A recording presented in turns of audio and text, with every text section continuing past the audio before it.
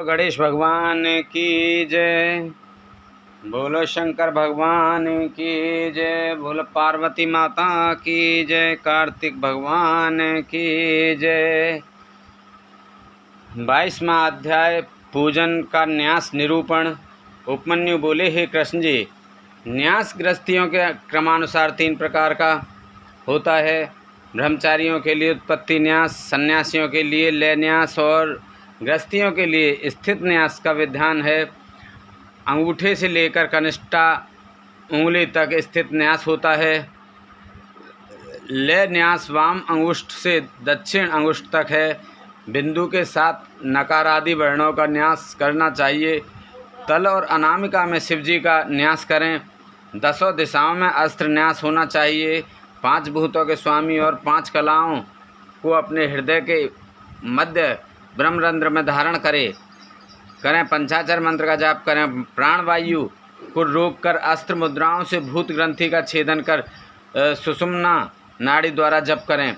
फिर वायु द्वारा शरीर शोषण करें। फिर कलाओं का संहार करें। दुग्ध कलाओं का स्पर्श कर अमृत द्वारा सिकत कर शरीर को उचित स्थान पर स्थापित करें। तत्पश्चात भौतिक शरीर को भस्म द्वारा स्नान कराएं। हृदय में स्थित भगवान शिव का ध्यान करते हुए अमृत वर्षा से विधात्मक देह को सींचें। अपने शरीर को शुद्ध करके शिव तत्व प्राप्त कर ईश्वर का पूजन करें। मात्र न्यास, ब्रह्म न्यास, प्रणव न्यास और हंस न्यास करें। हकार हृदय से सकार भक्ति मध्य में 50 वर्ण रुद्र मार्ग के द्वारा न्यास करें।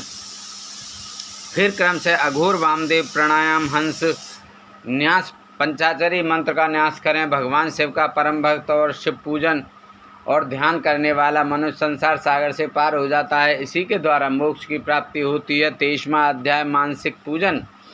उपमन्यु बोले, कृष्ण जी, अगन्यास आदि कार्यों को पूरा करें। फिर अपने मन द्वारा पूजन सामग्री की कल्पना करें। सामग्री को जुटाकर उससे विधि पूर्वक विघ्न विनाशक श्री गणेश का पूजन करें। दक्षिण तथा उत्तर में कंसन नदी एवं सुभद्रा का पूजन करें। कमल के सुंदर और कोमल आसन पर त्रिलोकीनाथ भगवान शिव व देवी पार्वती को उस स्थान पर स्थापित करें। शिव पार्वती की स्थापना कमलासन पर करने के बाद भक्ति पूर्वक विधि विधान के अनुसार उनका पूजन करें। पुष्प अर्पित करें, ध्यान करें और भगवान में समधा घृत से परमेश्वर की नाभि में होम करें।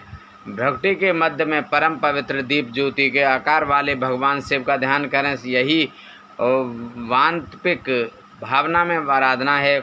इसे पूर्ण करने के बाद अग्नि या स्तंडील लिंग में पूजन करें। 24वां अध्याय पूजन निरूपण। उपमन्यु बोले, हे श्री कृष्ण जी, पूजन स्थान को गंध चंदन फूलों और जल से पवित्र कर प्रोक्षण करें। अस्त्रों द्वारा विघ्नों का निवारण कर कवच से सारी दिशाओं का अस्त्र न्यास करें। कुशा बिछाकर उसे जल से मार्जित करें। प्रोक्षणी पात्र अर्घ्य पात्र पाद्य आचमन को शुद्ध कर उनमें जल, खम तथा चंदन डालें और आचमन के जल में कपूर, ककूल, कीमता, तमाल व चंदन मिलाएं। चावल, कुशा, दूर्वा, जौ, अक्षर, तिल, घृत, सरसों, पुष्प और भस्म को मिलाकर मंत्र द्वारा रक्षित करें।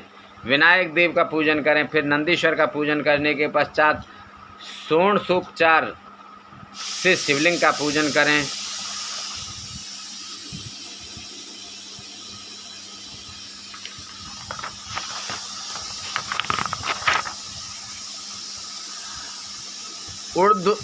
ऊर्ध्व भाग में कमलासन रखें। कमल दल 8 प्रकार की सिद्धि देने वाला है। वामादिक शक्तियाँ बीज हैं। भगवान शिव का पूजन करें। पंचगव्य द्वारा स्नान कराएं। फिर आंवले और हल्दी से इसका लेप करें।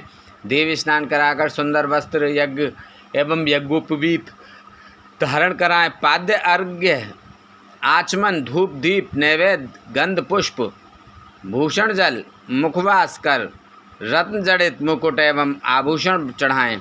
फिर भगवान शिव पार्वती की आरती उतारें।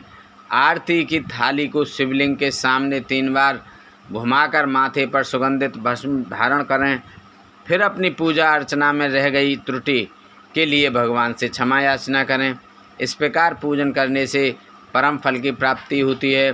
25वां अध्याय नित्य कृत्य विधि। उपमन्यु बोले, हे श्री कृष्ण जी, दीपदान करने से पहले आरती एवं पूजन भी किया जाना चाहिए।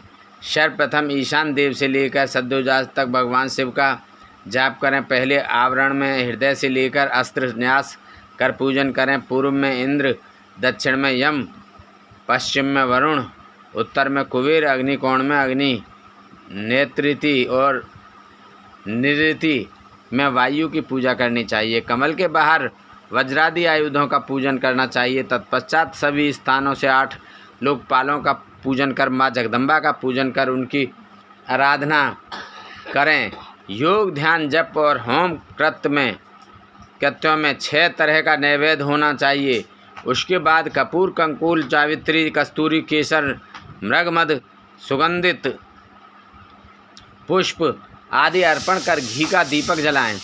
फिर हाथी दांत से निर्मित आसन, दिव्य छत्र, चंवर, भीरी और पतंग चढ़ाएं।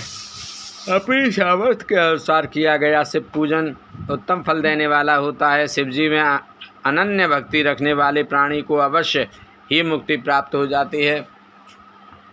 36वां अध्याय सागोपांग पूजन। उपमन्यु बोले, हे कृष्ण जी, शिव पूजन पर परम फलदायक है। बड़े बड़े पापी, ब्रह्म हत्यारे, चोर, व्यभिचारी पुरुष यदि शिव पूजन करें तो उनके सभी पाप नष्ट हो जाते हैं। इसलिए पतितों को शिव पूजन अवश्य करना चाहिए। शिव पंचाक्षरी मंत्र का जाप करने से बंधन में पड़े मनुष्य बंधन से मुक्त हो जाते हैं। अनेकों योनियों में जीवन व्यतीत करने के पश्चात हमें मनुष्य योनि मिली है। जो मनुष्य इस अलभ्य मनुष्य देह को पाकर भी शिव पूजन नहीं करता, उसका जन्म सफल नहीं होता।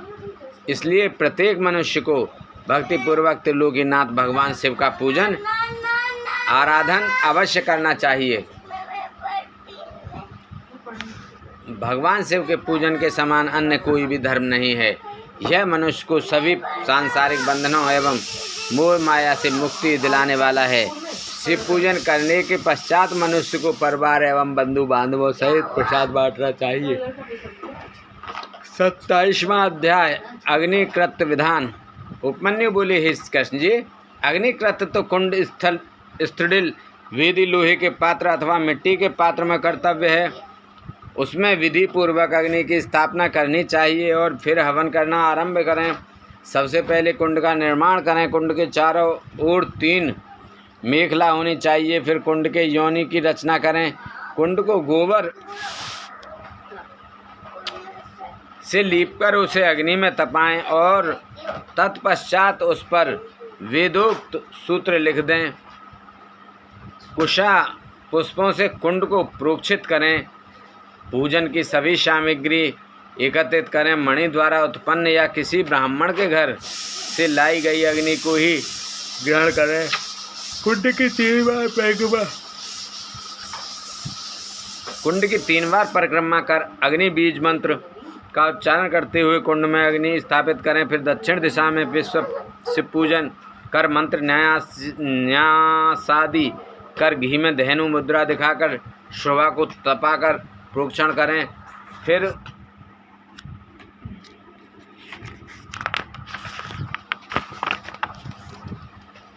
संस्कारों की सिद्धि के लिए बीज मंत्रों से होम करें। ऐसा करने से शिवाग्नि संपन्न हो जाती है। तत्पश्चात भगवान शिव के अर्धनारीश्वर रूप का आह्वान कर उसका पूजन करें। फिर दीपक तक सिंचन कर समिधाओं से होम करें। दूर्वा एवं घी की आहुतियाँ दें। धान, खील, जौ, सरसों, तिल को घी में मिलाकर उससे होम करें।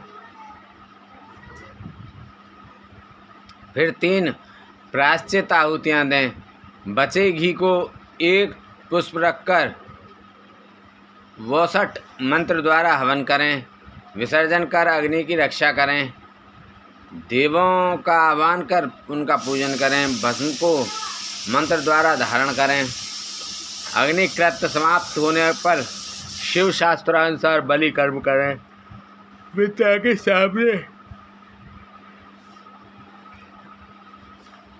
विद्या के सामने गुरु मंडल की रचना करें और उस पर आसन बिछाकर फूल से गुरु पूजन करें। फिर निर्धनों को भोजन कराकर स्वयं भोजन करें। फिर आचमन कर शिव मंत्र को जपते हुए ध्यान करें। 28वां अध्याय नैमित्तिक पूजन विधि। उपमन्यु बोले, हे श्री कृष्ण जी, प्रत्येक माह के दोनों पक्षों को अष्टमी और चतुर्दशी के दिन उत्तरायण संक्रांति ग्रहण काल में विशेष पूजन करना चाहिए। माघ के महीने में पंचगव्य शोध कर शिव जी को स्नान कराएं और उस जल को पिएं। इस जल को पीने से ब्रह्म पाप भी नष्ट हो जाते हैं। पौष माह में पुण्य नक्षत्र में भगवान शिव की आरती करें। माघ में मघा नक्षत्र में कंबल और घी का दान करें। फाल्गुन के उत्तरा फाल्गुनी नक्षत्र के दिन बहुत बड़ा उत्सव करें। चित्रा नक्षत्र में चैत्र माह में शिवजी का ढोला उत्सव करें। वैशाख के विशाखा नक्षत्र में फूल मंडली उत्सव करें। जेठ महीने के मूल नक्षत्र में शीतल जल का कुंभ दान करें। आषाढ़ के उत्तराषाढ़ा में पवित्र व्रत धारण करें। श्रावण माह के श्रवण नक्षत्र में प्राकृत प्रकार के सभी बंडल बनाकर उनका पूजन करें। उत्तरा भाद्रपद नक्षत्र में प्रोक्षण करें। पूर्वाषाढ़ा नक्षत्र में जल कीड़ा करें। असौज में खीर खाएं। शतभिक्षा नक्षत्र में अग्नि कर्म करें। कार्तिक में कृतिका नक्षत्र पर सहस्त्र दीपक जलाकर उनका दान करें। मृगशिर महीने के आंद्रा नक्षत्र में स्नान करें। अपने द्वारा किए गए किसी बुरे कार्य के लिए भगवान शिव से क्षमा याचना करें और बुरे कार्यों के लिए प्रायश्चित करें।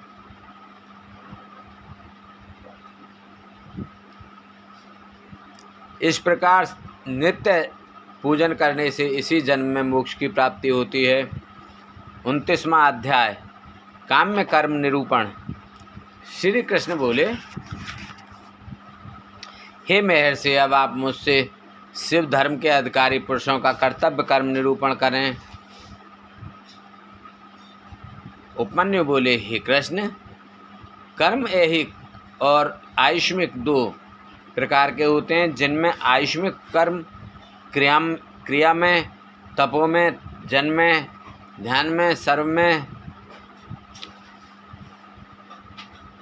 सर्व में आदि कुल 5 प्रकार के होते हैं। इन कर्मों को पूर्णतः हेतु, हवन, दान और पूजन आदि कर्म किए जाते हैं। शक्तिमान पुरुष ही इन कर्मों को सफल करते हैं। भगवान शिव ही अपने भक्तों को आज्ञा और शक्ति प्रदान करने वाले हैं, इसलिए उन्हीं पुरुषों को काम्य कर्म करना चाहिए। यह काम्य कर्म इस लोक और परलोक दोनों में परम फलदायक है। शिव महेश्वर हैं, वे सबके ईश्वर हैं। ज्ञानपूर्वक यज्ञ करने वाले शिव भक्त ही महेश्वर हैं।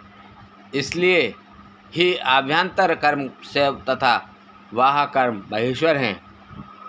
गंधरस वर्ण द्वारा भूमि पर क्षेप कर पृथ्वी के पृष्ठ पर पूर्व दिशा की उत्पत्ति करें और मंडल की रचना करें। फिर सर्वेश्वर महेश्वर का पूजन करें। 3 तत्वों से युक्त त्रिलोकीनाथ भगवान शिव की मूर्ति के समक्ष शक्ति का आह्वान करें। तत्पश्चात 5 आवरणों का पूजन करें। 30वां अध्याय आवरण पूजन विधान। उपमन्यु बोले, हे श्री कृष्ण, सबसे पहले भगवान शिव के दक्षिण में बैठे गणनायक बाईं ओर कार्तिकेय एवं चारों ओर ईशान से सद्योजात का पूजन करें। द्वितीय आवरण में पूर्व दिशा के बाईं ओर से शक्ति सूक्ष्म तत्व, पश्चिम में शक्ति, उत्तर दिशा में ईशान कोण का रुद्र सहित पूजन करें। तृतीय आवरण में शिवजी की 8 मूर्तियों का पूजन करें। फिर वृषेंद्र का पूजन करें। तत्पश्चात दक्षिण में नदी,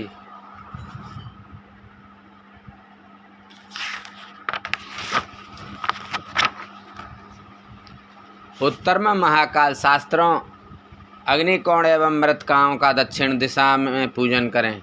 श्री गणेश को नैऋत्य कोण में पूजें। पश्चिम में कार्तिक, वायव्य में ज्येष्ठा, उत्तर में गौरी व ईशान कोण में चंड का पूजन करें। चौथे आवरण में सर्वप्रथम ध्यान करें, फिर पूर्व में भानु, दक्षिण में ब्रह्मा, पश्चिम में रुद्र, उत्तर में श्री हरि विष्णु का पूजन करें। आदित्य, भास्कर, भानु, रवि का पूजन करने के बाद 8 ग्रहों का पूजन करें। 5वें आवरण में देव योनि का पूजन करें और फिर देवेश का पूजन करते हुए पंचाक्षरी मंत्र का जाप करें। पूजन करने के बाद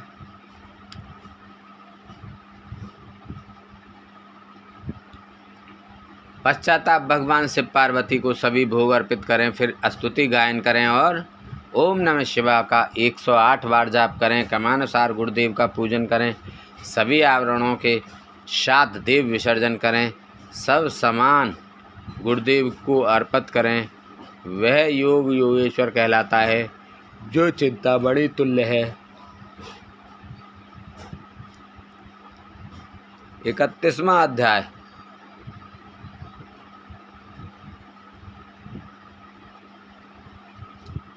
शिव स्तोत्र निरूपण।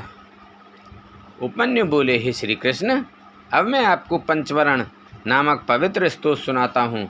हे जगन्नाथ, प्रकृति से सुंदर नित्य चेतन स्वरूप की सदा जय जयकार हो। हे सरल स्वभाव वाले पवित्र चरित्रवान सर्वशक्ति संपन्न पुरुषोत्तम, तुम्हारी सदा ही जय हो।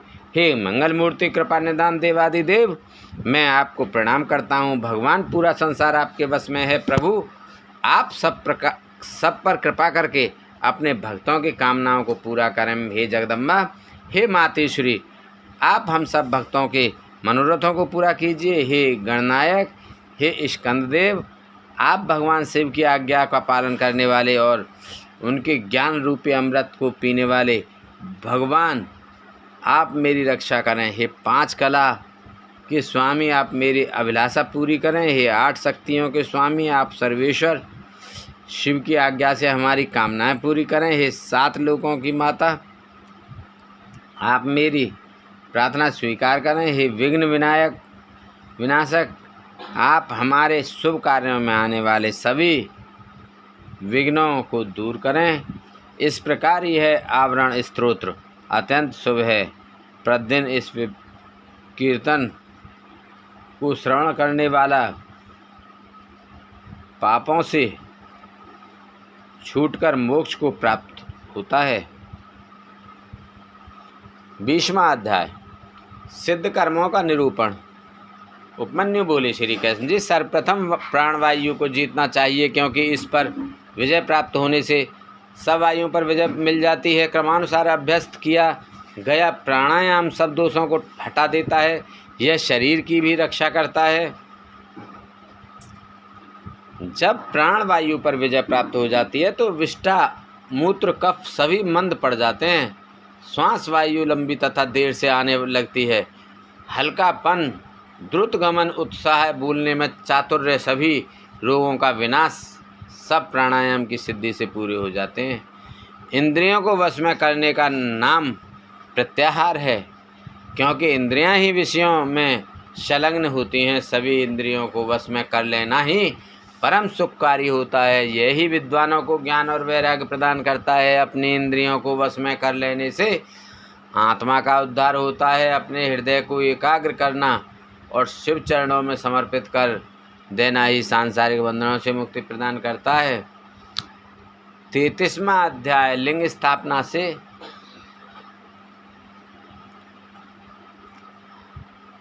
स्थापना से फलागम।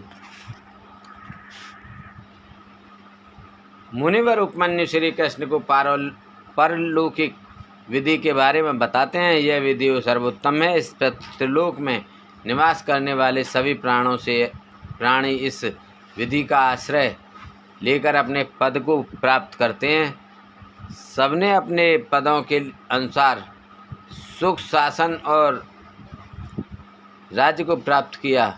भगवान शिव को श्वेत चंदन के जल से स्नान कराएं। श्वेत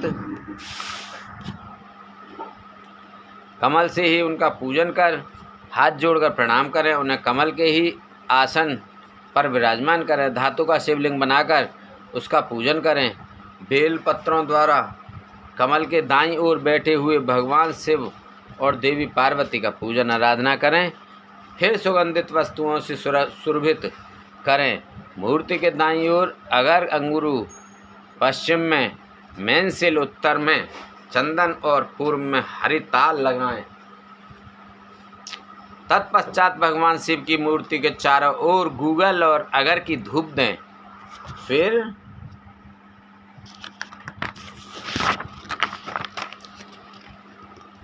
उन्हें नए वस्त्र पहनाएं। फिर उन्हें खीर का नैवेद्य अर्पित कर घी का दीपक जलाएं। मंत्रोच्चारण करते हुए शिवजी की परिक्रमा करके हाथ जोड़कर प्रार्थना करें और अपने द्वारा किए गए अपराधों के लिए क्षमा याचना करें। इस प्रकार पूजन करने से मोक्ष की प्राप्ति होती है।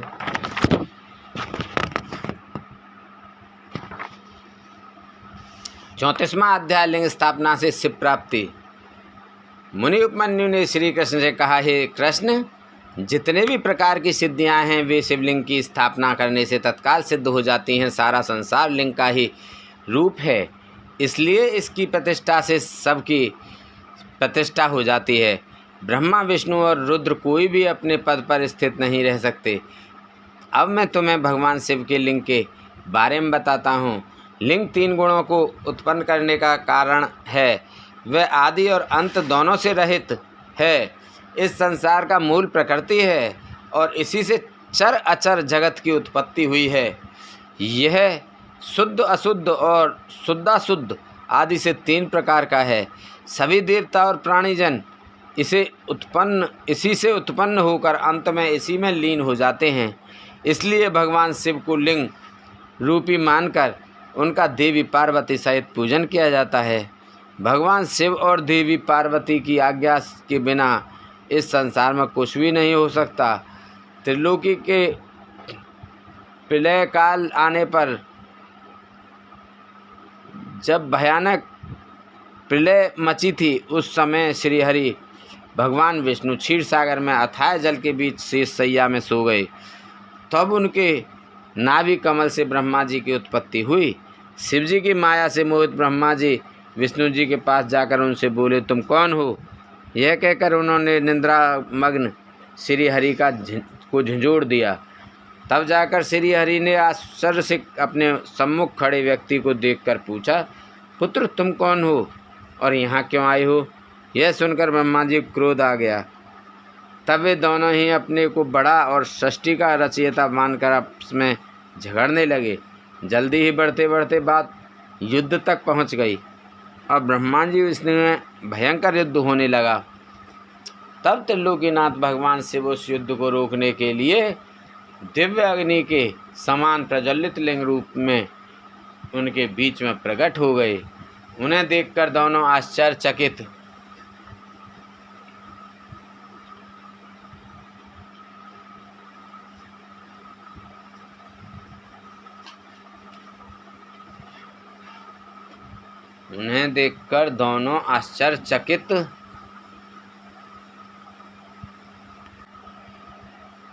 हो गए और उनका अभिमान जाता रहा। तब वे उस लिंग के आरंभ और अंत की खोज के लिए निकल पड़े। ब्रह्मा ने हंस का रूप धारण किया और तीव्र गति से ऊपर चले गए। श्री हरि ने 12 रूप धारण किया और नीचे की ओर गए।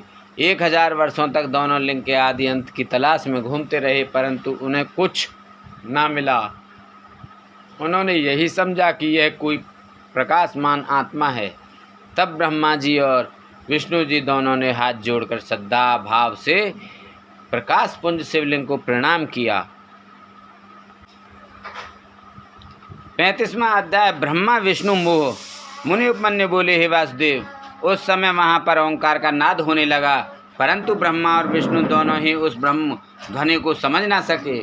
ओम में स्थित अकार, उकार और मकार क्रम से दक्षिण, उत्तर और मध्य भाग में तथा अर्धमात्रा रूपी नाद लिंग के मस्तक पर जा पहुंचा। प्रणव अपना रूप बदलकर वेद के रूप में प्रकट हुए।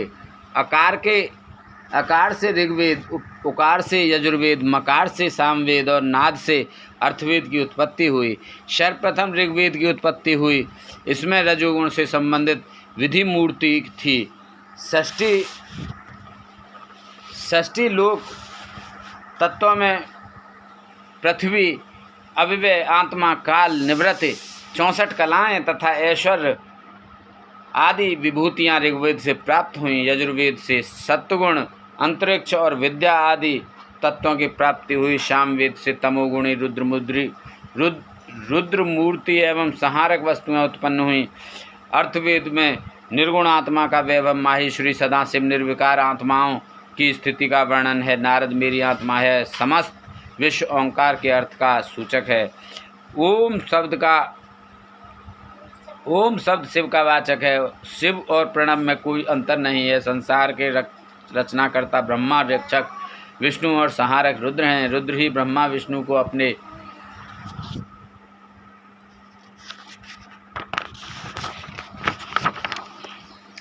नियंत्रण में रखते हैं। वे शिव ही सब कारणों के कारण हैं। आप दोनों बिना बात ही एक दूसरे के दुश्मन बने हैं, इसलिए मैं आपके बीच शिवलिंग रूप में उत्पन्न हुआ हूँ। यह सुनकर ब्रह्मा और विष्णु दोनों का ही अभिमान टूट गया और वे भगवान शिव से बोले, हे ईश्वर, आपने हमें अपने चरण कमलों के दर्शन का सुअवसर प्रदान किया है। हम धन्य हो गए, हमारा अपराध क्षमा करें। तब भगवान शिव बोले, हे पुत्रों, तुम दोनों अभिमानी हो गए थे, इसलिए मुझे यहाँ लिंग रूप में प्रकट होना पड़ा। अब अभिमान त्याग कर षष्ठी के कार्यों को पूरा करने में अपना योगदान दो। 36वां अध्याय शिवलिंग प्रतिष्ठा की विधि। श्री कृष्ण जी बोले, हे मुनिवर, आपने मुझ पर कृपा कर इस अद्भुत कथा को मुझसे बताया। अब आप लिंग और वेदी की प्रतिष्ठा की विधि भी बताइए। यह सुनकर उपमन्यु बोले, हे कृष्ण, शुक्ल पक्ष में शिव शास्त्र के अनुसार शिवलिंग का निर्माण कराएं।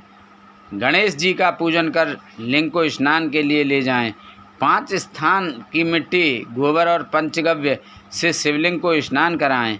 मंत्रोच्चारण करते हुए लिंग का जल में अधिवास करें। मूर्ति को सुंदर वस्त्र और आभूषणों से सुसज्जित कर उनका पूजन करें और उन्हें चौकी पर स्थापित करें। पूर्व की ओर मूर्ति का माथा और पश्चिम में पिंडी होनी चाहिए। तत्पश्चात पुनः स्नान कराकर पूजन करें। वेदी की भूमि के ईशान कोण में कमल लिखें।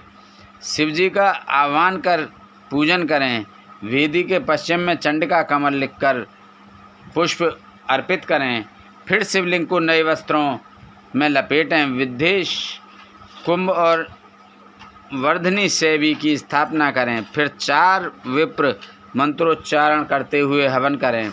108 घी की आहुतियों से हवन करें। हवन के पश्चात पूर्णाहुति दें।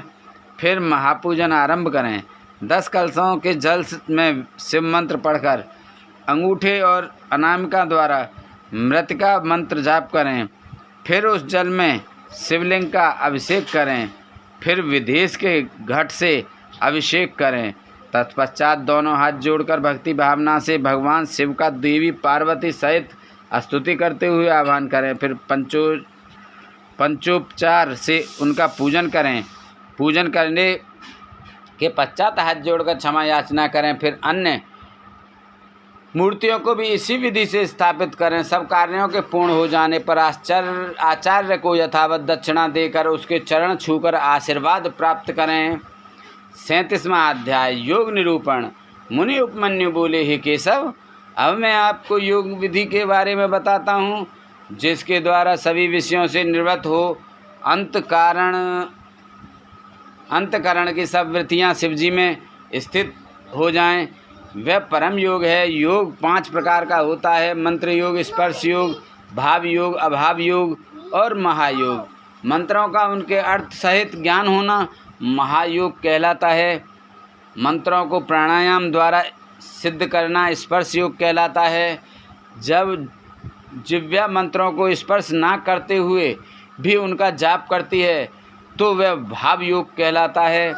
प्रलय के समय से संबंध पूरे संसार का विचार अभाव योग कहलाता है।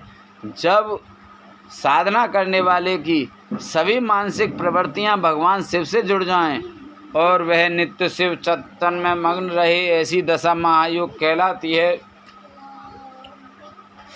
सांसारिक बंधनों से मुक्ति की कामना करने वाले मनुष्य ही इस चिंतन और वैराग्य को अपने जीवन में अपनाकर महायोग को प्राप्त करते हैं। हमारे शरीर में रहने वाली प्राणवायु को रोकना प्राणायाम कहलाता है।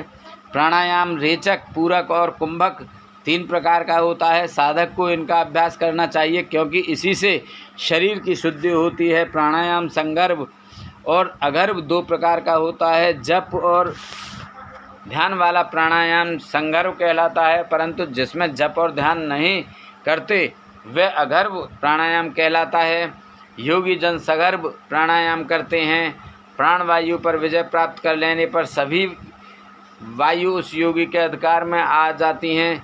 प्राणायाम शरीर को पुष्ट, स्वस्थ और निरोगी बनाता है। इसके नियमित अभ्यास से कफ, मूत्र, पुरुष आदि कम हो जाते हैं। समस्त इंद्रियों को अपने वश में कर लेना प्रत्याहार कहलाता है। इंद्रियों को अपने बस में रखने से स्वर्ग और ना रखने से नरक की प्राप्ति होती है, इसलिए अपने चित्त को एकाग्र रखना चाहिए।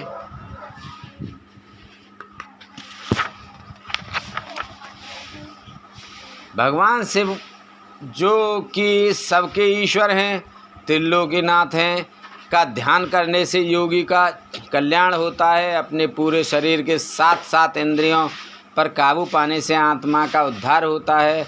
48वां अध्याय योग गति में विघ्न। उपमन्यु बोले, हे केशव, आलस्य, व्याधि, प्रमदा, स्थान संशय, चित्त का एकाग्र न होना, अश्रद्धा, दुख, वैमनस्य आदि योग में पड़ने वाले विघ्न हैं। इन विघ्नों को सदा शांत करते रहना चाहिए। इन सब विघ्नों को शांत होने पर 6 उपसर्ग उत्पन्न हो जाते हैं। प्रथमा श्रवण, वार्ता, दर्शन, आस्वादन, वेदना आदि भोग में के विषय हैं। यथार्थ ज्ञान प्राप्त हो जाने पर भी विप्र कष्ट नहीं होता, यही प्रथमा है। यत्न के बिना जब सब कुछ हमें सुनाई देने लगता है उसे श्रवण कहते हैं। सभी प्राणियों की बात को जानना और समझ लेना वार्ता कहलाता है। बिना कोई कोशिश किए जब सब कुछ आसानी से दिखाई देने लगे तो उसे दर्शन कहते हैं।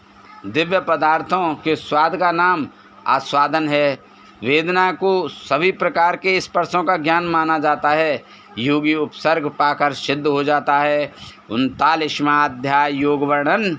उपमन्यु बोले, हे केशव, त्रिलोकीनाथ भगवान शिव का सभी योगी मुनि ध्यान करते हैं। इसी के द्वारा सिद्धियां प्राप्त होती हैं। सबने और निर्विषय आदि ध्यान कहे गए हैं।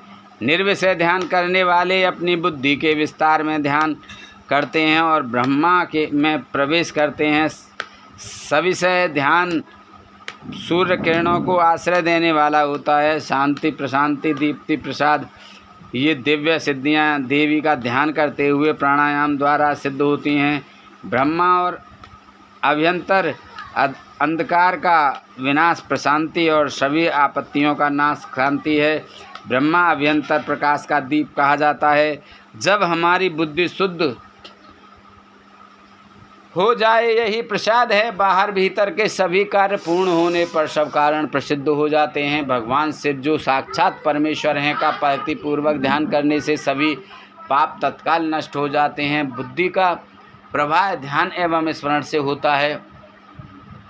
समस्त ऐश्वर्य, अणिमा आदि सिद्धियां एवं मुक्ति भगवान शिव का स्मरण एवं ध्यान करने से मिलती हैं। देवादिदेव महादेव जी का ध्यान मोक्ष प्रदान करने वाला है, इसलिए ज्ञानी मनुष्यों को शिव ध्यान एवं स्मरण अवश्य करना चाहिए। ज्ञान योग यज्ञों से बढ़कर फल देता है।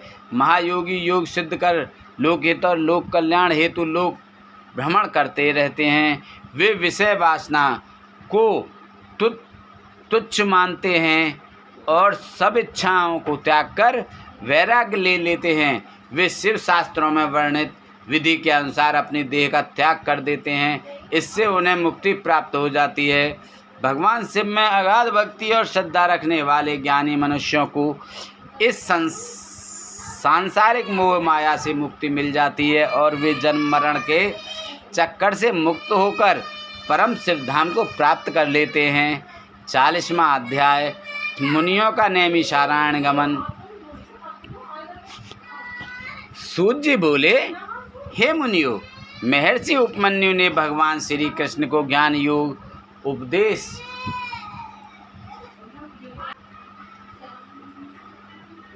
दिया। वही उपदेश वायुदेव ने ऋषिगणों को सुनाया था, जिसे सुनकर वे बहुत हर्षित हुए थे। प्रातःकाल होने पर नैमिषारण्य तीर्थ में निवास करने वाले मुनिजन यज्ञांत स्थान के लिए परम पवित्र नदी को ढूंढने लगे। उस समय ब्रह्मा जी की आज्ञा से परम पवित्रा सरस्वती नदी वहाँ बहने लगी। तब सब ऋषिगणों ने वहाँ यज्ञात स्नान कर संध्या पितृ तर्पण किया और वहाँ से काशी के लिए निकल पड़े। काशी पहुंचकर उन्होंने पतित पावनी भागीरथी गंगा में स्नान किया एवं बाबा विश्वनाथ के दर्शन कर विधि अनुसार पूजन किया। काशी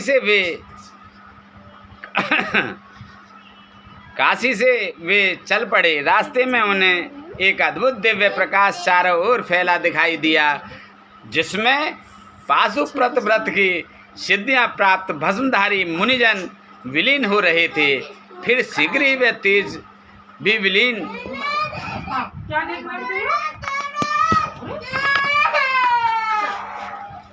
हो गया। यह देखकर नैमिषारण्य के सभी मुनिजन ब्रह्मा जी से मिलने ब्रह्मलोक चल दिए। वहाँ पहुंचकर उन्होंने ब्रह्मा जी को प्रणाम कर उनकी स्तुति की। मुनीश्वर बोले, हे जगत पिता ब्रह्मा जी, वायुदेव ज्ञानोपदेश देकर वहाँ से चले आए। तब हम सबने यज्ञ कर यतांत स्नान से निवृत्त हो काशी नगरी की ओर प्रस्थान किया। वहाँ गंगा में स्नान कर बाबा विश्वनाथ के दर्शन किए। वहाँ हमें एक अद्भुत तेज के दर्शन हुए। उस तेज में अनेक तपस्वी विलीन हो रहे थे। कुछ समय पश्चात वह तेज स्वयं विलीन हो गया। उसे देखकर मैं बहुत आश्चर्य हुआ। भगवान वह क्या था? ऋषिगणों के प्रश्न को सुनकर ब्रह्मा जी बोले, हे ऋषिगणों, आपने बहुत समय यज्ञ करके देवादिदेव भगवान शिव को प्रसन्न किया है। उस दिव्य तेज में प्रवेश करने वाले पाशुपत वेदधारी मुनि थे।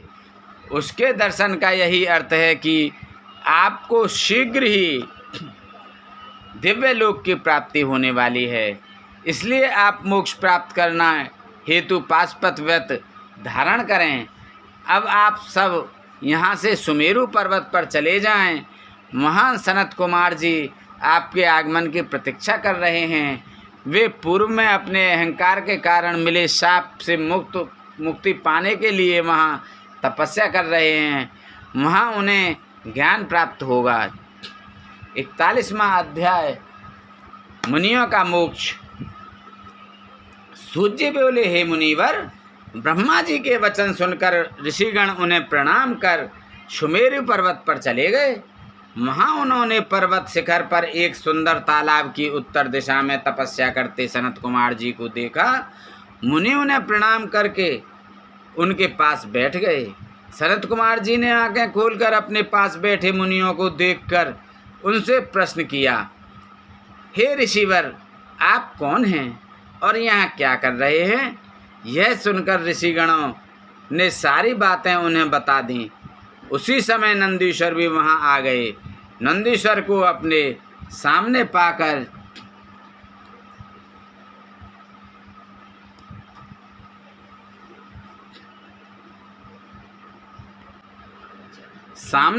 सभी मनुष्यों और सनत कुमार जी ने आसन से उठकर उन्हें दंडवत प्रणाम किया और हाथ जोड़कर प्रणाम करने लगे।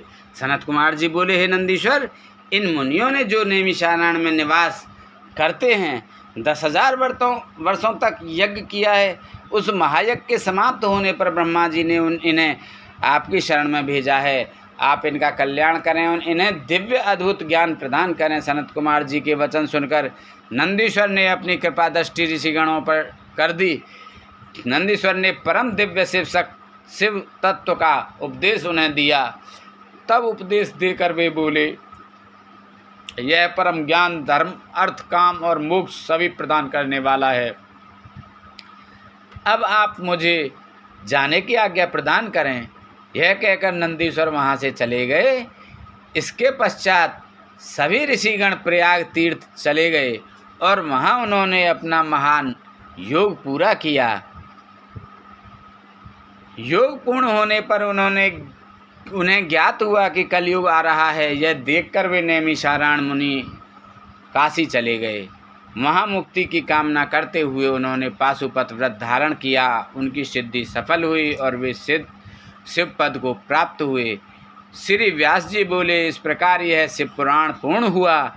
इस शिव पुराण को आदरपूर्वक पढ़ने अथवा सुनने से सभी पाप नष्ट हो जाते हैं। इसे प्रथम बार पढ़ने या सुनने से सारे पाप भस्म हो जाते हैं। दोबारा श्रवण से भक्तिहीन को भक्त को भक्ति की समृद्धि प्राप्त होती है। तीसरी बार श्रवण करने से मुक्ति मिल जाती है।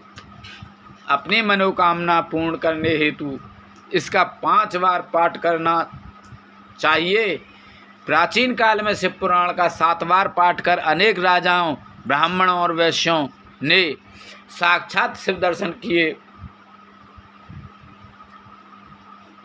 इस पवित्र ग्रंथ को भक्ति पूर्वक सुनने वाला मनुष्य संसार में सभी सुखों को भोग कर मोक्ष को प्राप्त कर लेता है। शिव पुराण भगवान शिव को बहुत प्रिय है। यह वेदों के समान भोग और मोक्ष देने वाला है। शिव पुराण का पाठ करने वाले मनुष्य पर देवादिदेव की सदा कृपा दृष्टि रहती है। वे सदा सबका कल्याण करते हैं।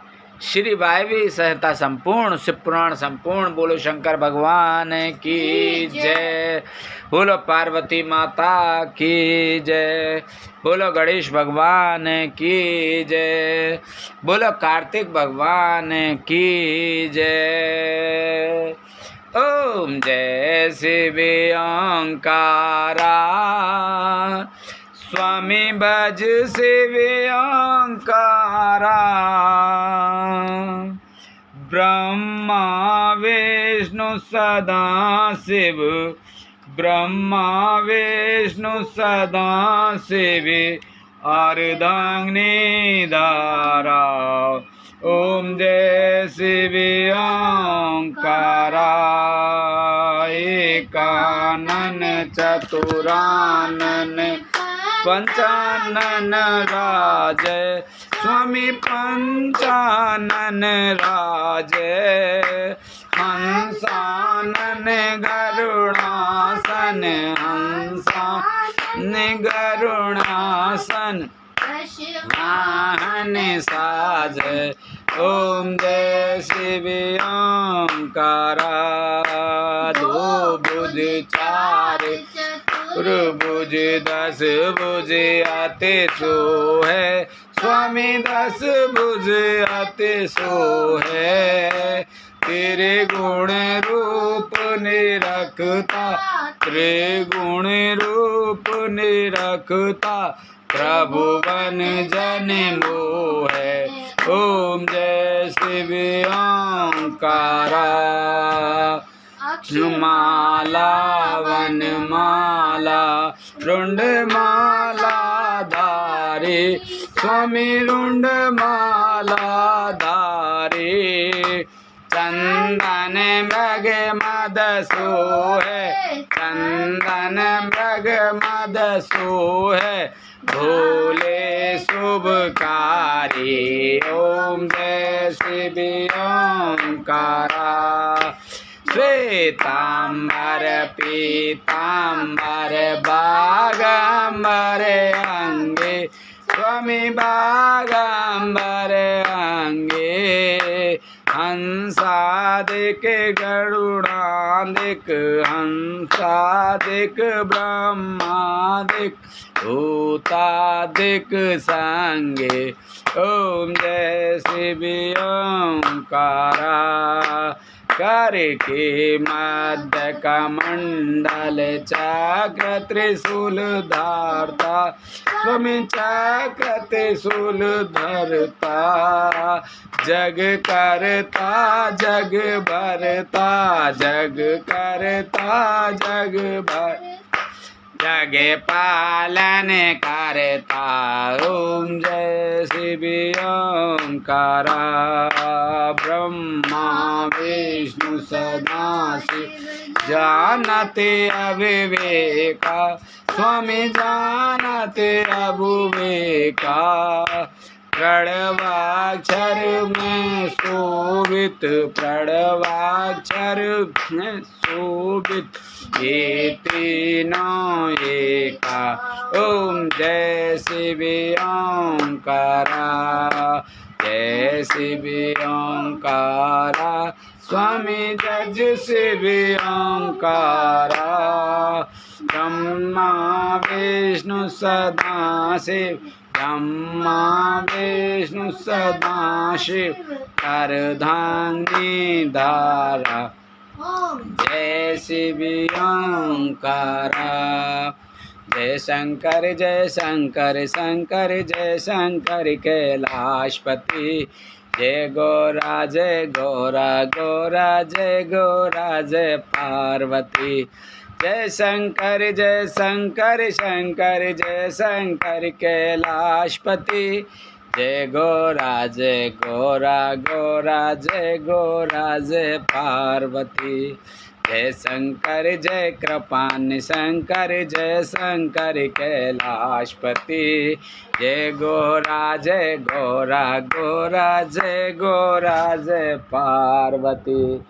जय शंकर शंकर जय शंकर कैलाशपति जय गौरा गौरा जय पार्वती जय शंकर शंकर जय शंकर कैलाशपति जय गौरा गौरा जय पार्वती जय शंकर शंकर जय शंकर कैलाशपति जय गौरा गौरा जय पार्वती जय शंकर शंकर जय शंकर कैलाशपति जय गौरा गौरा जय पार्वती जय शंकर शंकर जय शंकर कैलाशपति जय गौरा गौरा जय पार्वती। बोलो शंकर भगवान की जय, बोलो पार्वती माता की जय। श्री शिव चालीसा। सूर्योदय से पूर्व स्नान कर श्वेत वस्त्र धारण करें। तत्पश्चात मृग चर्म या कुश के आसन पर बैठकर भगवान शंकर की मूर्ति या चित्र तथा इस पुस्तक में बने शिव यंत्र को त्राम पत्र में खुदवाकर सामने रखें। फिर चंदन चावल, आग के सफ़ेद पुष्प, धूप दीप, धतूरे का फल, बेल पत्र तथा काली मिर्च आदि से पूजन करके शिव जी का ध्यान करते हुए निम्न श्लोक पढ़कर पुष्प समर्पित करें। कर्पूरी गौरम करुणावतारम संसार सारम भुजगेन्द्रहारम सदा वसंतम हृदयारविंदे भवम भवानी सहतम नमामि। इसके बाद पुष्प अर्पण करें। फिर चालीसा का पाठ करें। पाठ के अंत में ओम नमः शिवाय मंत्र 108 बार तुलसी या सफ़ेद चंदन की माला से जप करें।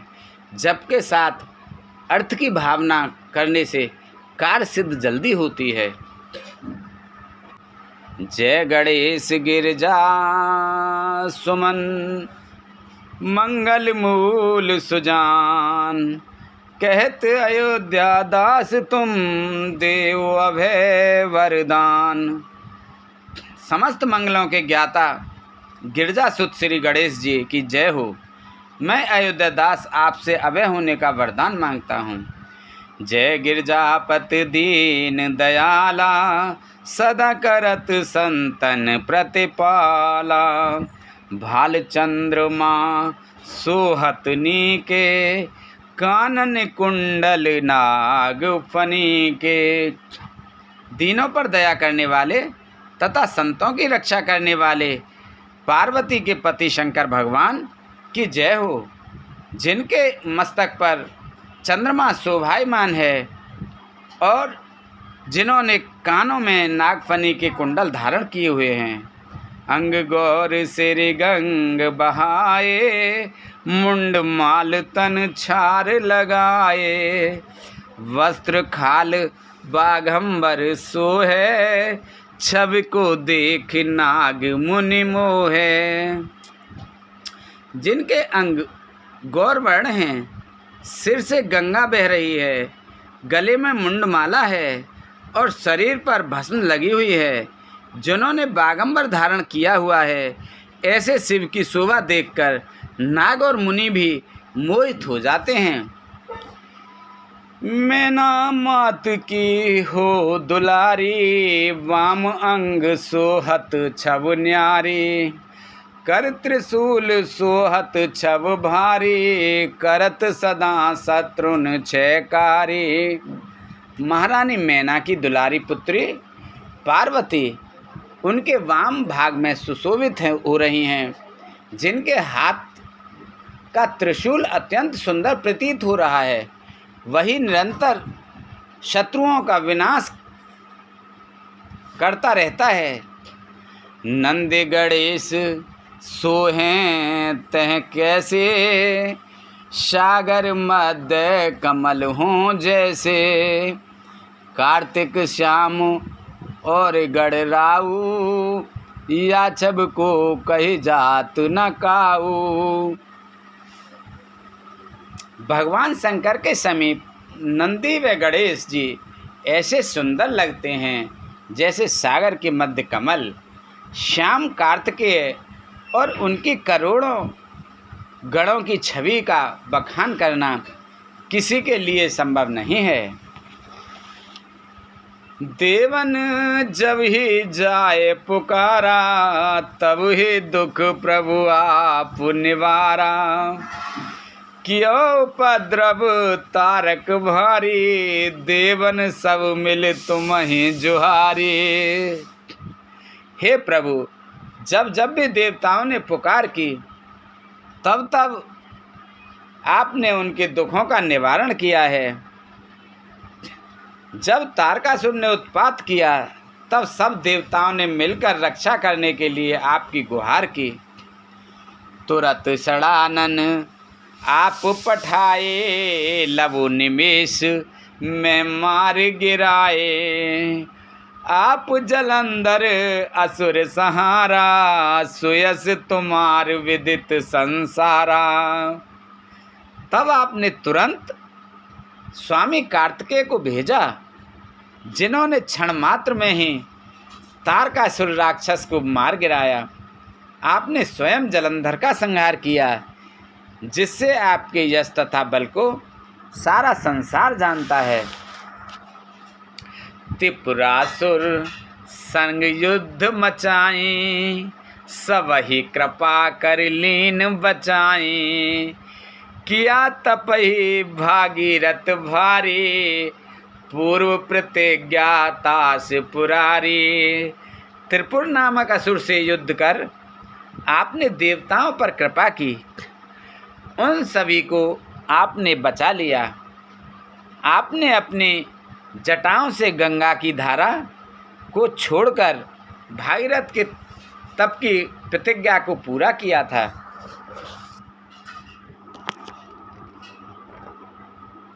दानिन में तुम समको नाही, सेवक अस्तुति करत सदाही।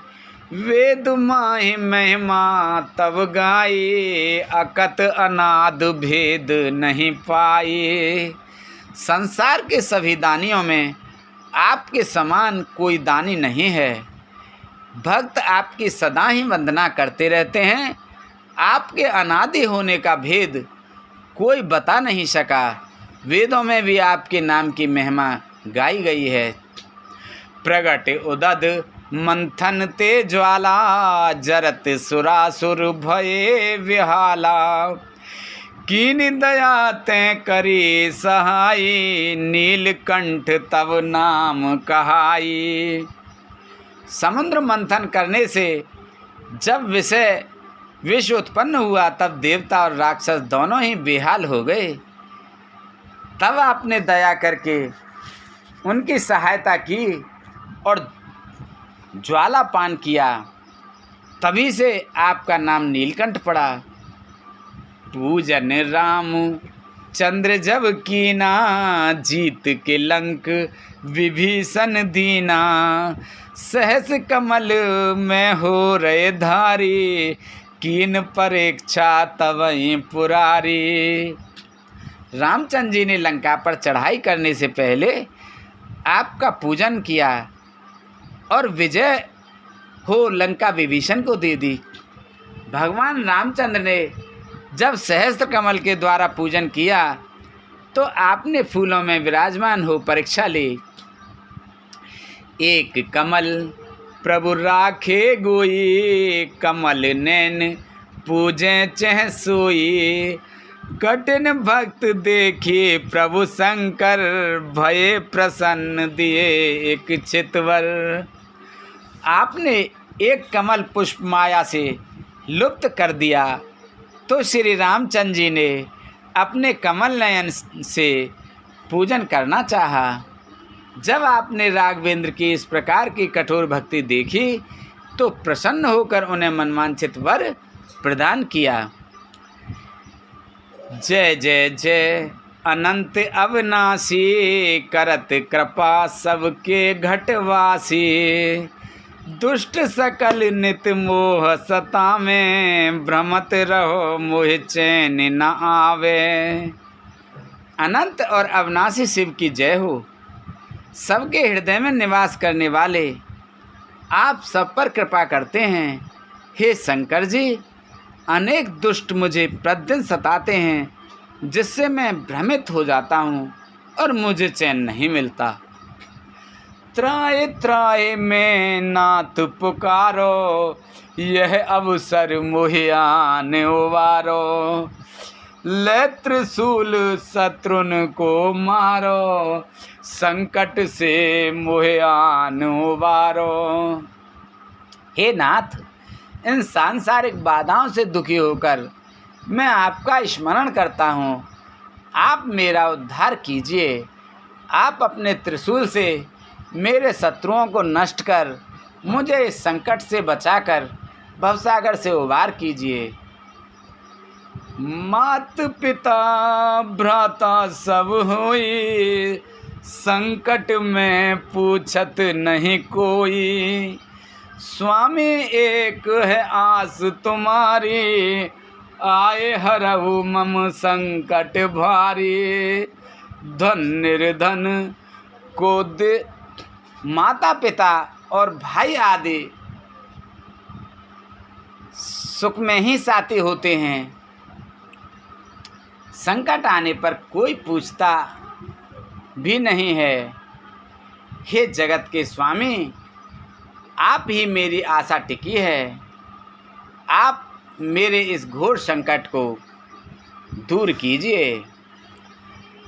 धन निर्धन को देत सदाही, जो कोई जांचे सो फल पाही।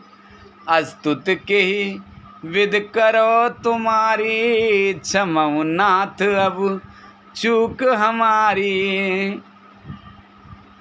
आप सदा ही निर्धनों को सहायता करते हैं। जिसने भी आपको जैसा जाना, उसने वैसा ही फल प्राप्त किया। मैं प्रार्थना स्तुति करने की विधि नहीं जानता, इसलिए कैसे करूं? मेरी सभी भूलों को क्षमा करें। शंकर को संकट के नाशन, विघ्न विनाशन मंगल कारण। योगी यत मुनि ध्यान लगावे, नारद शारद शीश नवावे। आप ही संकट का नाश करने वाले, समस्त शुभ कार्यों को कराने वाले और विघ्नहर्ता हैं। योगी जन, यति व मुनिजन आप ही का ध्यान करते हैं। नारद और सरस्वती आपको ही शीश नवाते हैं। नमो नमो जय नमः शिवाय, शुर ब्रह्मादिक पार न पाए। जो ये पाठ करे मन लाए, तापर होत हैं शंभु सहाय। ओम नमः शिवाय पंचाक्षर मंत्र का निरंतर जाप करके भी देवताओं ने आपका पार नहीं पाया। जो इस शिव चालीसा का निष्ठा से पाठ करता है, भगवान शंकर उसकी सभी इच्छाएं पूरी करते हैं।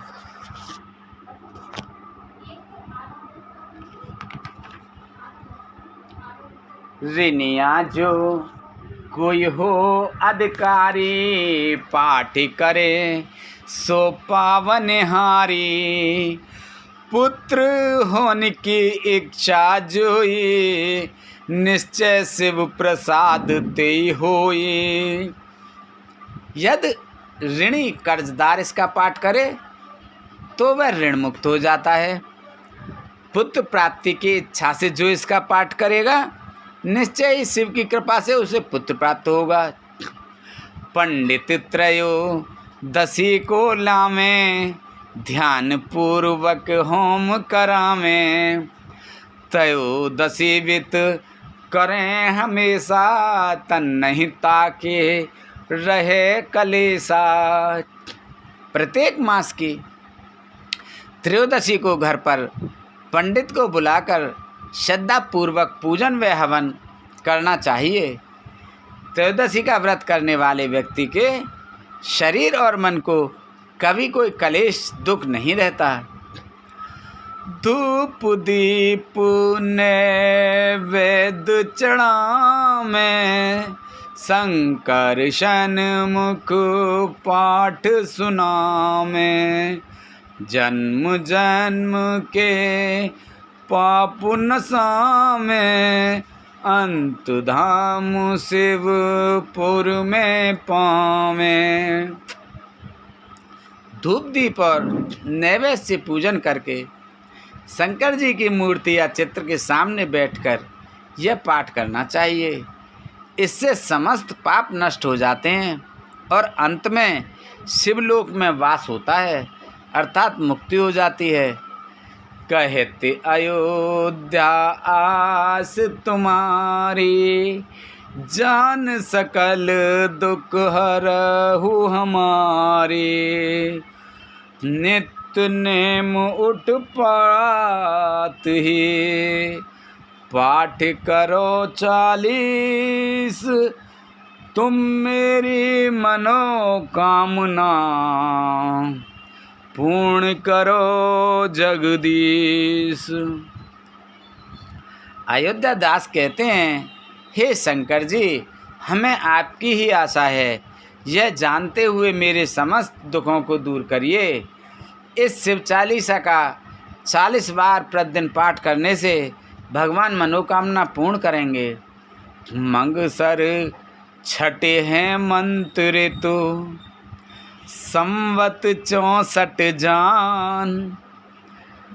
स्तुति 40 शिवहीं, पूर्ण कीन कल्याण।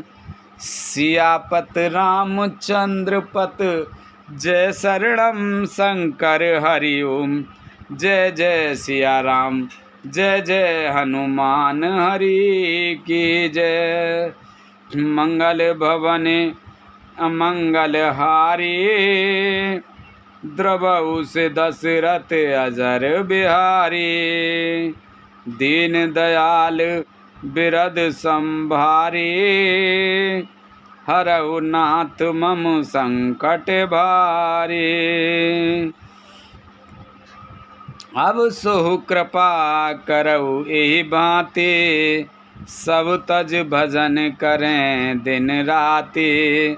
सुनसिय सत्य आशीष हमारी, पूर्ण हुए मन कामना तुम्हारी। प्रवेश नगर की जय सब काजा, हृदय राख कौशलपुर राजा।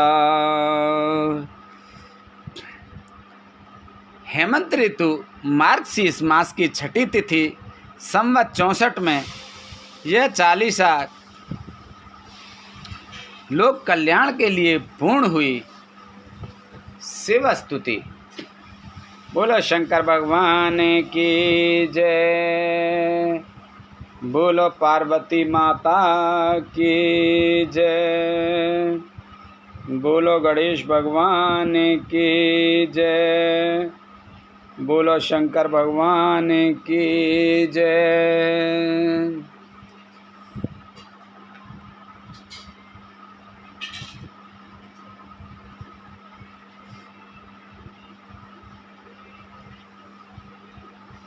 शिव स्तुति। श्री गिरजापति वंद कर, चरण मध्य शिर नाय। कहत अयोध्या दास तुम हो पर हो सहाय। मैं अयोध्या दास माता पार्वती के पति भगवान शंकर की वंदना करता हूँ। वह उनके चरणों में शीश नवाकर प्रार्थना करता हूँ कि वे मेरी सहायता करें। नंदी की सवारी नाग अंगीकार धारी, नित्य संत सुखकारी नीलकंठ त्रिपुरारी। गले मुंड माला धारी, सिर सोहे जटाधारी। वाम अंग में बिहारी, गिरजा सुतवारी हैं। नंदी जिनका वाहन है, नागों को जिन्होंने अपने अंगों पर धारण किया हुआ है, जो नित्य प्रति संत जनों को सुख प्रदान करने वाले हैं, ऐसे नीलकंठ भगवान शंकर जी हैं। उन्हें हमारा प्रणाम स्वीकार हो। जिनके गले में मुंडों की माला है, जो सिर पर जटा धारण किए हुए हैं, वाम अंग में पार्वती जी विराजमान हैं, ऐसे पर्वतों के राजा भगवान शंकर जी हैं। दानी देख भारी, शेष शारदा पुकारी। काशीपति मंद नारी, कर त्रिशूल चक्रधारी। कला उजियारी, लख देव सो निहारी। यस गाम वेद चारी, सो हमारी रखवारी है। शारदा और शेष द्वारा महादानी के रूप में स्तुत्य काम शत्रु काशीपति शिव हाथ में त्रिशूल और चक्र धारण किए हुए हैं, जिनके उज्जवल कला को देवता भी निहारा करते हैं। चारों वेदों द्वारा स्तुत्य भगवान शंकर हमारी रक्षा करते हैं। शंभु बैठे विशाला, भंग पीवे सो निराला। नित रहे मत वाला, अहि अंग पे चढ़ाए हैं। गले सोहे मुंड माला, कर डमरू विशाला।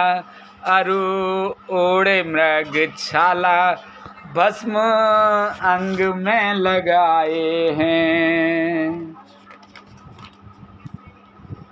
जो निराली भांग को पीकर नित्य प्रतिदिन मदहोश रहते हैं, वे शंभु समाधि में लीन हैं। उनके अंगों पर सर्प शोभायमान हैं। उनके गले में मुंडों की माला शोभा दे रही है। जो हाथ में विशाल डमरू लिए हैं, मृगछाला को जिन्होंने अपने शरीर पर लपेट रखा है और शरीर पर भस्म लगाए हुए हैं, संग सुरभि सुतशाला, करे भक्त प्रतिपाला, मृत्यु हरे अकाला, शीस जटा को बढ़ाए हैं, कहे राम लला करो मोय तुम निहाला, गिरजापति कसाला, जैसे काम को जलाए हैं। देवी के शरण रूप भक्त पालक अकाल मृत्युहर्ता शिव सिर पर जटाओं को बढ़ाए हुए हैं। हे गिरजापति, जैसे आपने काम को जलाया था वैसे ही मेरी तृष्णा को जलाकर मुझे निहाल करें, यह रामलला का निवेदन है। मारा है जलंधर और त्रिपु को सहारा, जिन जारा है काम जाके शीस गंग धारा है अपार जासु, महिमा है तीनों लोक, भाल सो है इंदु जाके सुषुमा की सारा है। जिन्होंने मगरमच्छ त्रिपुर राक्षस का वध किया, जिन्होंने काम को जला डाला, जिनके शीश पर गंगा की धारा भी है, गंगधार सी अपार महिमा वाले, जिनके मस्तक पर चंद्रमा सुशोभित है, वे समस्त सुखों के स्वामी शिव हमारे रक्षक हैं। सारा अहि बात सब खायो हलाहल जान, भक्त जन के आधारा जाए वेदन उचारा है। चारों हैं भाग जाके द्वार हैं गिरीश कन्या, कहत अयोध्या सोई मालिक हमारा है। जिन्होंने बात ही बात में सारा जहर पी लिया, वे भक्तों के रखवाले भगवान शंकर हैं, जिनका वेदों ने गान किया है। अयोध्या दास कहते हैं, जो यज्ञ के चारों भागों के स्वामी हैं, गिरजा सुता जिनके साथ हैं, वही हमारे स्वामी हैं। अष्ट गुरु ज्ञानी जाके मुख वेदवानी शुभ, सोहे भवन में भवानी सुख संपत लहा करे। मुंडन की माला जाके चंद्रमा ललाट सोहे, दासन के दास जाके दारिद दहा करे।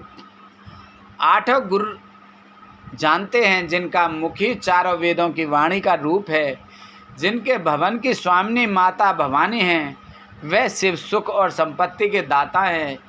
मुंड मालाधारी, मस्तक पर चंद्रधारी शिव, सेवकों के सेवक की भी दरिद्रता का नाश दाह करने वाले हैं।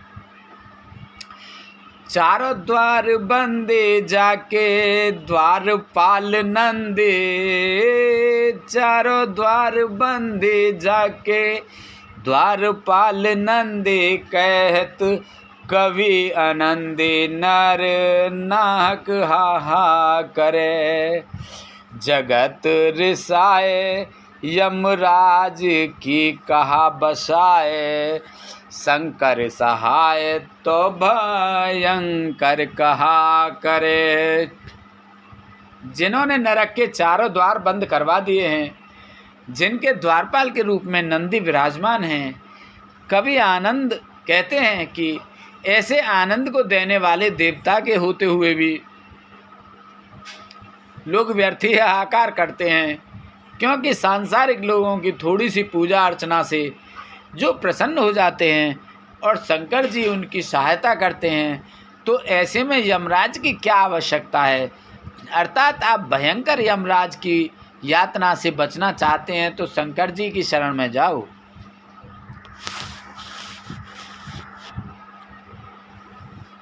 गौर शरीरम सवैया, गौर शरीर में गौर विराजत, मोर जटा सिर सोहत जाके, नागन को उपवीत लसे अरु, भाल विराजत है ससिता के। गौर वर्ण वाली पार्वती जिनके वाम विराज रही हैं और जिनके शीश पर जटाओं का मुकुट सुशोभित है, जिन्होंने सर्पों का उपवीत जनेऊ पहन रखा है और चंद्रमा जिनके मस्तक पर विराजमान है, दान करे पल में फलचार और टारत अंक लिखे विदना के, शंकर नाम निशंक सदा ही भरोसे रहे निस्वासरता के।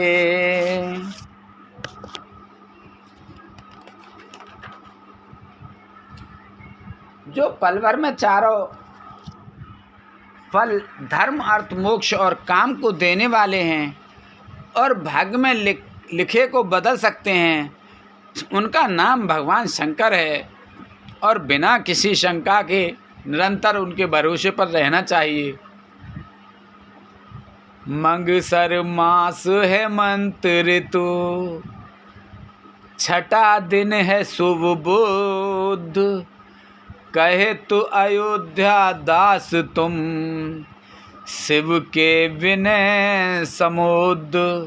अयोध्या दास जी कहते हैं कि भगवान शिव की महान कृपा से मार्गशीर्ष मास की षष्ठी तिथि बुधवार के शुभ दिन यह कार्य संपन्न हुआ।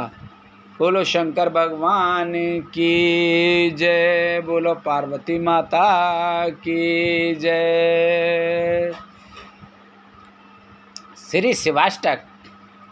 आदि अनादि अनंत अखंड, अवेद सुवेद बतावे, अलख अगोचर रूप महेश को, जोगी जति मुन ध्यान न पावे, आगम निगम पुराण सवे, इतिहास सदा जिनके गुण गावे, बड़भागी नर नार सोई जो, साब सदा शिव को नित धावे, सुजन सुपालन सृजन सुपालन ले लीला हित, जो विद हरि हरि रूप बनावे, एक ही आप विचित्र अनेक सुवेश बनाई के लीला रचावे, सुंदर षष्ठी सुपालन कर, जग पुण्य बन काल जुखाय पचावे, बड़भागी नर नाई नारी सुजो, साब सदा शिव को नित्य ध्यावे, अगुण अनीह अनामे अज, अविकार सहज निज रूप धरावे, परम सुरम्य बसन आभूषण, सज मुनि मोहन रूप करावे, ललित ललाट बाल विदु बिल से, रतनहार उर पे लहरावे, बड़भागी नर नार सोई जो, साब सदा शिव को नित ध्यावे, अंग विभूत रमाय मसान की, विस्मय भुजगनि को लपटावे, नर कपाल कर मुंड माल गल, भालु चर्म सब अंग उड़ावे, घोर दिगंबर लोचन तीन, भयानक देख के सब थर्रावे, बड़भागी नर नार सोई जो, साब सदा शिव को नित ध्यावे, मुनि मृकुंड सुत की गाता सुच, अजहूं विज्ञ जन पाए सुनावे,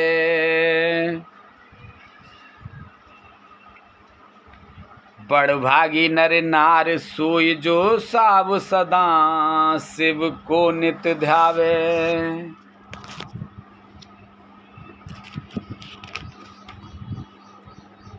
चार चारे जो फूल धतूरे के बेल के पात और पान चढ़ावे, गाल बजाए के बोल जो हर हर महादेव धुन जोर लगावे, तिनई महाफल दिए सदा शिव सहज ही भुक्ति मुक्त सो पावे, बड़ भागी नर नार सोई जो साव सदा शिव को नित ध्यावे, बिनस दोष दुख दुरुत दैन्य दारिद्र्य नित्य सुख शांति मिलावे, आस तोष हर पाप ताप सब निर्मल बुद्ध चित्त बकसावे, असरन सरन काट भव बंधन भव जिन भवन भव्य बुलवावे, बड़ भागी नर नार सोई जो साव सदा शिव को नित ध्यावे,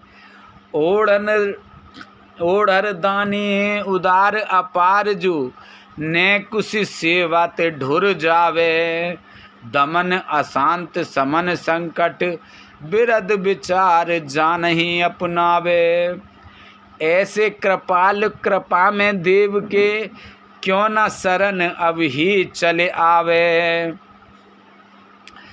बड़ भागी नर नार सोई जो साव सदा शिव को नित ध्यावे, ऐसे कृपाल कृपा में देव के क्यों न शरण अब ही चले आ जावे, बड़ भागी नर नार सोई जो साव सदा शिव को नित ध्यावे। बोल शंकर भगवान की जय, बोल पार्वती माता की जय, बोलो गणेश भगवान की जय, बोलो कार्तिक भगवान की जय।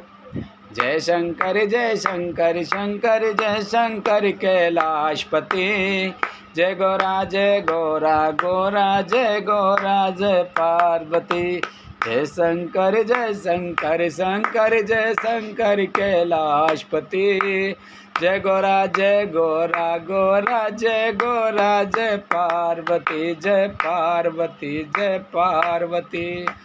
जय शंकर जय कृपानि शंकर, जय शंकर जय नमामि शंकर, जय शंकर कैलाशपति, जय गौरा माँ गौरा जय गौरा माँ पार्वती, जय शंकर जय कृपानि शंकर, जय शंकर जय नमामि शंकर, जय शंकर कैलाशपति, जय गौरा गौरा जय गौरा माँ पार्वती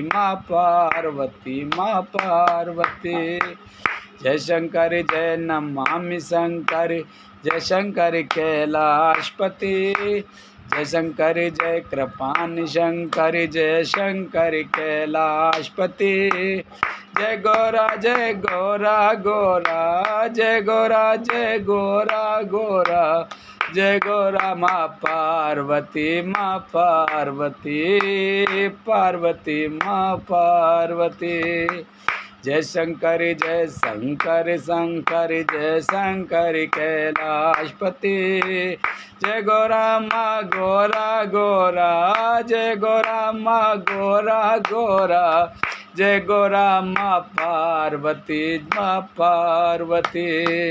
जय शंकर जय शंकर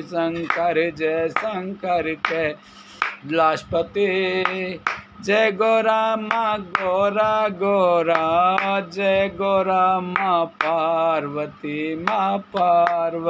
बोलो शंकर भगवान की जय, बोलो पार्वती माता की जय, बोलो तुलसा मैया, गंगे मैया, गैया मैया, संतोषी माता, पृथ्वी माता, कालका मैया, इंदेव चंदेव सूरदेव की जय, पीर बाबा सिद्ध बाबा घुमिया बाबा की जय, बोलो सभी देवी देवतन की जय, बोलो सभी भगवान की जय, बोलो सभी जीव निर्जीव गणपेत भूत पिचास आदि की जय, बोलो सभी देवी देवतन की जय। हर हर महादेव